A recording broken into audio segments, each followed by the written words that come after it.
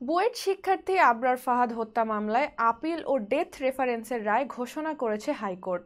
এতে ২০ জনের মৃত্যুদণ্ড ও ৫ জনের যাবজ্জীবন কারাদণ্ড বহাল রাখা হয়েছে।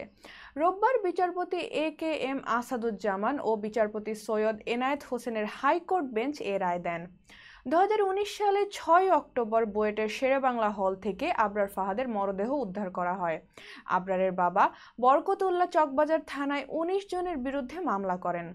মামলাটি তদন্তের পর ২৫ বুয়েট ছাত্রের বিরুদ্ধে অভিযোগপত্র দেওয়া হয়।